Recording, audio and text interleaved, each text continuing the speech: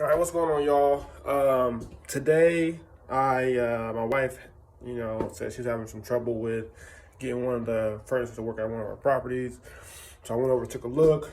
After a little investigation, a lot of times just listening to what the resident is telling you or the previous resident is telling you can help a lot because his big thing was, I don't want to use the furnace at all because he had like fear of the gas at his previous property that he lived at, and so he didn't want to use the furnace at all, and he used electric heaters throughout his apartment. So I'm thinking like, okay, so what could be the cause of this issue?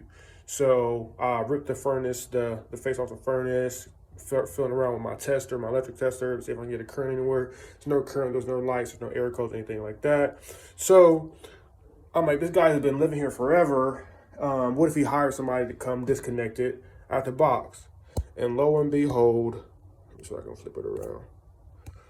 I can't flip it around. Lo and behold, you can see he disconnected the heat from the box. So yeah.